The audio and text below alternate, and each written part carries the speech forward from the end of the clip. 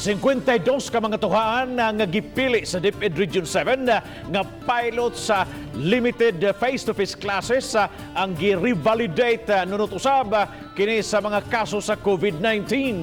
Susihon kini kung nasunod ba ang mga guidelines sa gihatag sa Central Office. Subay kini sa pagtugot ni Presidente Rodrigo Duterte alang nasa face-to-face classes. Ang report ni Femery Dumabok. Mato ni Department of Education Central Visayas Regional Director Salustiano Jimenez nga unom sa mga tungha nga naa sa Siquijor. Laing unom sa lalawigan sa Bohol, unom usab sa Negros Oriental, ug 34 nga niya sa probinsya sa Subo.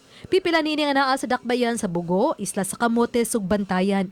Gipasabot ni Jimenez nga gipa-revalidate karon sa mga superintendent ang 52 ka mga tungaan kung nasunod bagyo ang guidelines nga gihatag sa Central Office. Sama sa zero COVID case ang dapit. Here sa Central Visayas is maximum of 2 days a week, no? So, and then 50% capacity. So, for example, 25 sa kinder, 25 ka bata, 12 ana, mo tunga sa first 2 days, and then the remaining 2 days, adto na pod ang 50%. Gawa sa mga safety and health protocol nga giandam, location situation-based ang scheduling alang sa pilot limited face-to-face classes. Voluntaryo usab kini ubos sa pagtugot sa mga gidikanan. Mamahimo raw usab kining modular digitized learning. Sa Setyembre 24 ng final validation sa Central Office ug diha na masayran kung asa nga mga tungaan ang tugutang maka face-to-face nga klase sa tibuok nasod.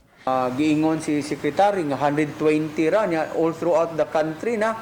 So kung may tabo na ang 120 all throughout the country, that means nga katong 52 atong gi-propose di gyud to mahidayon nga tanan. All islands sa Central Visayas naalang gyud unta. Nga naalang gikan sa Cebu, naay sa Bohol, sa Siquijor ug sa Negros para mao siya'y murag model.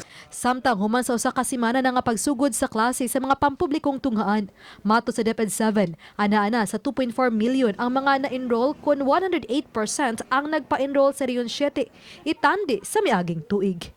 Uban ni Jun Solon. Ako si Femery Dumabok.